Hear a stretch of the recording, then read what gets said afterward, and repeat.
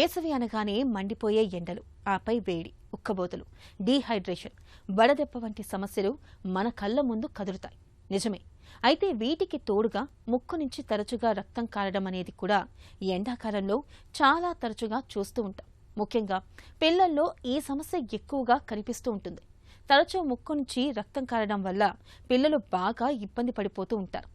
ఎండవేడికి ముక్కులోని అతి సూక్ష్మమైన రక్తనాళాలు వ్యాకోచించడం వల్ల వాటి నుంచి రక్తస్రావం జరుగుతుందని చెబుతారు డాక్టర్లు. పిల్లల్ని, పెద్దల్ని ఎంతగానో ఆందోళనకు గురిచేసే ఈ సమస్యకు పరిష్కార మార్గాల గురించి ఇప్పుడు తెలుసుకుందాం.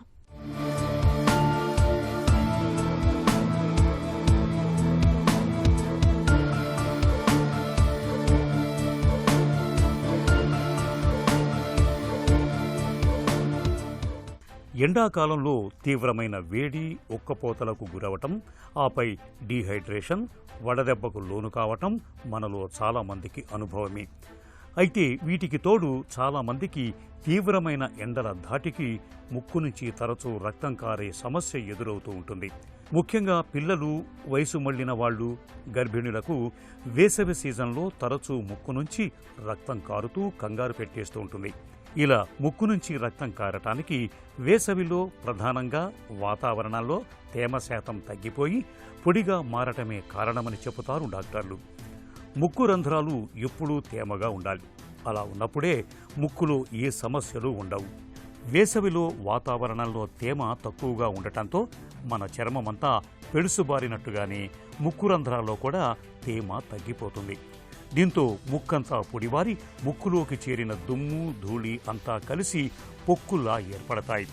సాధారణంగా పిల్లలు ఈ పొక్కుల్ని వేలితో లాగేస్తుంటారు. ఇలాంటప్పుడే ముక్కు నుంచి రక్తస్రావం మొదలవుతూ ఉంటుంది. ముక్కులో నుంచి బ్లడ్ వస్తుందంటే అక్కడ ముక్కులో ఉన్న మ్యూకోజా పాడైపోయి ఉంటుంది. ముక్కులో ఉన్న బ్లడ్ వెజల్స్ రప్చర్ అయ్యి ఉంటాయి. దాని నుంచి ప్రతిసారి పొక్కులు రావటం, ముక్కులో నొప్పి రావటం, ముక్కు ఎండిపోవటం ఇవన్నీ జరుగుతూ ఉంటాయి. దీంతోపాటు పేషెంట్లు కూడా స్ట్రెస్ ఎక్కువైంది. పేషెంట్లు పిల్లలైతేనే, తల్లిదండ్రులకి, ఓల్డ్ ఏజ్ పీపుల్ అయితే వాళ్ళకు కూడా టెన్షన్ చాలా ఎక్కువ అవుతూ ఉంటుంది అన్నమాట. ఇవాళ చూసినట్లయితే బేసిక్గా మనం ఇంకొక కారణం, ఈ సమ్మర్లో బ్లీడింగ్ రావడానికి కారణం ఏంటంటే, సాధారణంగా మనం ఏసీలు వాడతాం, ఫ్యాన్లు ఎక్కువగా వాడతాం. ఒకవేళ ఏసీ కానీ ఫ్యాన్ కానీ మనకి ముక్కుకి, ఫేస్కి డైరెక్ట్గా గాలి వస్తుంటే ఏమైందంటే అది కూడా మన ముక్కులో ఉన్న మ్యూకోజాని డ్రై అప్ చేసి ఆ డ్రై అయిన పక్కు రాంగులోనే కింద ఉన్న బ్లడ్ వెజల్ ఓపెన్ అయ్యి బ్లడ్ వస్తూ ఉంటుంది అన్నమాట. అలానే ఈ సమ్మర్లో ఎల్డర్ పీపుల్కి మెయిన్గా ఎక్కువగా బ్లీడ్ రావటం, ఎక్కువ మందికి బ్లీడ్ రావటం, ఎక్కువ సార్లు బ్లీడ్ రావడానికి సాధారణంగా మేము చూస్తున్న కారణం ఏంటంటే, ఇప్పుడు చాలామంది కూడా యాంటీకోయాగులెంట్స్ వాడుతున్నారు. డయాబెటీస్ ఉన్నా, లిపిడ్స్ ఎక్కువ ఉన్నా, అంటే హైపర్ లిపిడీమియాస్ ఉంది.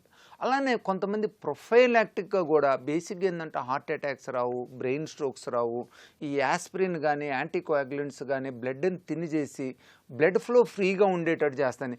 ఈ యాంటీకోయాగులెంట్స్ వాడే వాళ్ళల్లో ఈ ముక్కులో బ్లడ్ వచ్చే అవకాశం ఇంకా ఎక్కువ ఉంటుంది. ఎందుకంటే చిన్న మ్యూకోజల్ రప్చర్ అయినా, చిన్న క్రస్ట్ ఫామ్ అయినా కూడా బ్లీడ్ వచ్చే అవకాశం ఉంటుంది. ఈ యాంటీకోయాగులెంట్స్ ఎవరైతే వాడుతుంటారో వాళ్ళు ఏమవుతుందంటే ఆ ప్లేట్లెట్స్ అడిషన్స్ తగ్గటం వలన ఆ ప్లేట్లెట్ ఏదైతే మనకి ఆ బ్లడ్ని క్లోజ్ చేస్తుందో, ఆ బ్లడ్ రాకుండా అదంతా కూడా ఎఫెక్ట్ పోవటం వలన వాళ్ళు కంటిన్యూస్గా బ్లడ్ ఫ్లో అవుతూ ఉంటుంది అన్నమాట. సో ఇది చాలా ఇంపార్టెంట్ అన్నమాట. ఎస్పెషల్లీ ఎవరికైతే ఈ యాంటీకోయాగులెంట్స్ అంత అవసరం ఉండదో, చాలా తక్కువ రిస్క్ ఫ్యాక్టర్స్ ఉంటాయో వాళ్ళు ఈ యాంటీకోయాగులెంట్స్ని సమ్మర్లో ఆపేసుకోవచ్చండి. బేసిక్గా ఎస్పెషల్లీ మీరు మీ డాక్టర్లతో మాట్లాడి అవసరమైతే యాస్పిరిన్ కానీ, ఆ క్లోడ్రెల్ ట్యాబ్లెట్స్ కానీ అవసరం లేకపోతే ఈ సమ్మర్లో ఆపుకున్నాం అనుకోండి, దట్ ఈస్ గుడ్ అనమాట. ఎస్పెషల్లీ ఈ యాంటీకోయాగులెంట్స్ ఎందుకంటే మనకి వింటరు, రెయినీ సీజన్లో బాగా ఉపయోగపడతాయి అన్నమాట. మిగిలిన శరీర భాగాల కన్నా ముక్కులో రక్తనాళాలు ఎక్కువగా ఉంటాయి. ముఖ్యంగా ముక్కు రంధ్రాల మధ్యలో ఉండే సెప్టమ్ అనే గోడలో అధిక మొత్తంలో రక్తనాళాలు ఉంటాయి. అందుకే ముక్కులో చిన్న సమస్య తలెత్తినా సులువుగా రక్తం వస్తుంది. ఎండల ధాటికి పొడిబారి ఉన్న ముక్కులో గట్టిగా పొక్కులు కట్టి ఉండటంతో వాటిని ఏమాత్రం కదిలించినా రక్తం వస్తూ ఉంటుంది. రక్తం రావటం అనేది 1-2 చుక్కలుగా రావచ్చు, లేదా ఓ 5 నుంచి 10 నిమిషాల వరకు రావచ్చు. పిల్లలు, వృద్ధుల్లో చర్మం చాలా ఎక్కువ సున్నితంగా ఉండటంతో వీళ్లలో ముక్కు నుంచి రక్తం కారటం అనేది ఎక్కువగా కనిపిస్తూ ఉంటుంది. ముక్కులో చిన్న చిన్న రక్తం గడ్డలు ఏర్పడినప్పుడు కూడా ముక్కు నుంచి రక్తం కారుతూ ఉంటుంది. వృద్ధుల్లో బీపీ పెరిగినప్పుడు రక్తనాళాలు మృదుత్వాన్ని కోల్పోతాయి. ఇలాంటప్పుడు కూడా ముక్కు నుంచి రక్తస్రావం అవుతూ ఉంటుంది. మెయిన్గా ఏంటంటే ఇక్కడ చూస్తే ఇప్పుడు ఈ పిల్లలకి ముక్కులోంచి బ్లీడింగ్ వచ్చే అవకాశం ఎక్కువ ఉంటుంది ఈ సమ్మర్లో. ఎందుకంటే వాళ్ళు ఎండలో ఎక్కువ తిరుగుతూ ఉంటారు, కొంచెం గెంతటం కూడా ఎక్కువ ఉంటుంది. అలానే వాళ్ళు కూడా ఎక్కువ మంది ఒక్కోసారి ఆ ఫ్యాన్కి ఎదురుగా ఏసీకి ఎదురుగా తలబెట్టుకొని నిద్రపోతూ ఉంటారనమాట.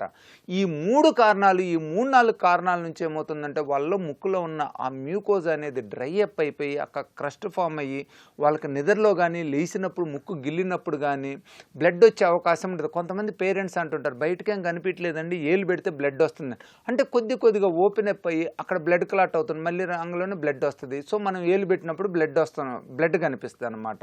సో పిల్లల్లో ఇలా వచ్చే అవకాశం ఉంటుంది. సో పిల్లలకి ఏంటంటే మెయిన్గా డైరెక్ట్గా ఫ్యాన్ కింద ఉంచొద్దు, అలానే డైరెక్ట్గా ఏసీకి ఎక్స్పోజ్ కానియొద్దు.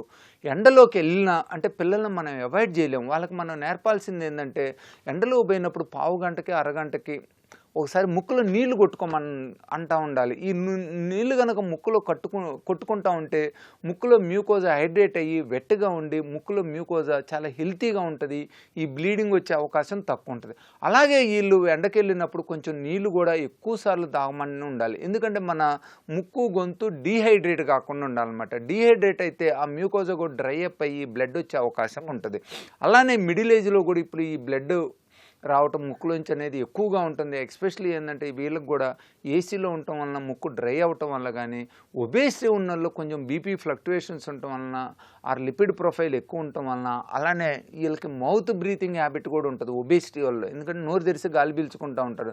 దీనివల్ల కూడా ముక్కు గొంతు అనేది ఎండిపోయిన మ్యూకోజా నుంచి బ్లడ్ వచ్చే అవకాశం ఉంటుందన్నమాట.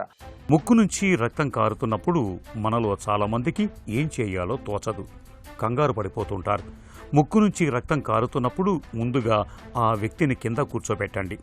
కూర్చున్న తర్వాత తలను కాస్త పైకి ఎత్తి పట్టుకోవాలి. ఇలా చేయటం వల్ల రక్తనాళాలపై ఒత్తిడి తగ్గుతుంది. తరువాత బొటనవేలు, చూపుడు వేలు సాయంతో ముక్కుకు ఇరువైపులా గట్టిగా అదిమి పట్టుకోండి.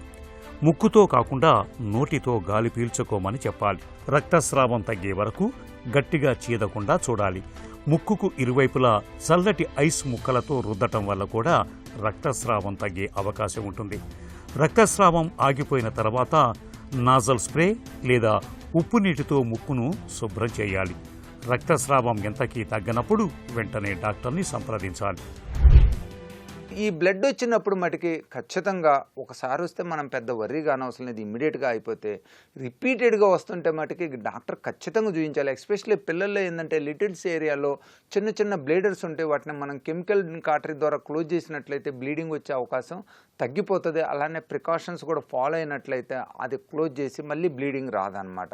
ఎస్పెషల్లీ ఓల్డ్ పీపుల్లో మటుకి మనం ఎండోస్కోపీ ఎగ్జామినేషన్ ద్వారా ఖచ్చితంగా చెక్ చేసుకోవాలి. ఎందుకంటే ఒకటి ఏంటంటే ఆ బ్లీడింగ్ పాయింట్ చెక్ చేయాలి. ఒకవేళ ఆ బ్లీడింగ్ పాయింట్ కొంచెం పెద్దగా ఉండి కంటిన్యూస్గా వస్తుంది, గ్రాన్యులేషన్స్ ఫామ్ అయితే దాన్ని మనం ఇనిషియల్గా కాటరైజ్ చేసి దాన్ని ఆపేయచ్చు అనమాట. అది చేయలేదనుకోండి వీళ్ళకి రిపీటెడ్గా బ్లడ్ వస్తూ ఉంటుంది. ఎస్పెషల్లీ వీళ్ళకి ఆల్రెడీ హైపర్ టెన్షన్ అది ఉంటుంది. ఈ బ్లీడ్ వచ్చినప్పుడు వాళ్ళకి టెన్షన్ పెరిగి ఇంకా బీపీ కూడా పెరిగి దానివల్ల ఇంకా రక్తం ఎక్కువ వచ్చే అవకాశం ఉంటుంది. మరీ ఎక్కువ వస్తే మటుకి అప్పుడు మళ్ళీ మేము ముక్కు పట్టి పెట్టి హాస్పిటల్ అడ్మిట్ చేసి ఇవన్నీ చేయాల్సి వస్తుంది అనమాట. సో మిడిల్ ఏజ్లో కానీ, యంగ్ పీపుల్లో కానీ, ఓల్డ్ ఏజ్లో కానీ బ్లీడింగ్ వస్తుంటే ఖచ్చితంగా మనం ముక్కుని ఎండోస్కోపీ ద్వారా చెక్ చేసుకొని ఆ బ్లీడింగ్ ఎందుకు వస్తుందో తెలుసుకొని దానికి అవసరమైన ట్రీట్మెంట్ ఇవ్వటం మంచిదన్నమాట. వేళ గాని లేదా ఏ కారణం లేకుండానే ముక్కు నుంచి రక్తస్రావం అవుతున్నప్పుడు ముక్కు లోపల సలైన్ చుక్కలు వేసుకుంటే మంచి ఫలితం ఉంటుంది. బీపీ వల్ల రక్తనాళాలు గట్టిపడి రక్తస్రావం అవుతున్నప్పుడు యాంటీరియర్ నేజల్ ప్యాకింగ్ ద్వారా రక్తస్రావం ఆపుతారు. బీపీ మరీ ఎక్కువగా ఉంటే ముక్కు వెనక భాగం నుంచి ప్రెషర్ పెడతారు. ఒక్కోసారి ముక్కులోని సైనస్లకు ఇన్ఫెక్షన్లు సోకినప్పుడు, ముక్కు దూలం వంకరగా ఉన్నప్పుడు కూడా తరచూ ముక్కు నుంచి రక్తం కారే అవకాశం ఉంటుంది. సిటీ స్కాన్ చేయటం ద్వారా ముక్కు నుంచి రక్తం కారడానికి వెనుక ఉన్న కారణాన్ని తేలికగానే పసిగట్టవచ్చు. సిటీలో కూడా ఏ సమస్య కనిపించకపోతే రక్త పరీక్షలు చేయాల్సి ఉంటుంది. రక్తానికి సంబంధించిన జబ్బులు ఉన్నప్పుడు కూడా ముక్కు నుంచి రక్తస్రావం అవుతుంది. ఇలా కారణాన్ని పసిగట్టి దానికి చికిత్స చేయటం ద్వారా ముక్కు నుంచి రక్తస్రావం కావటాన్ని అరికట్టవచ్చు.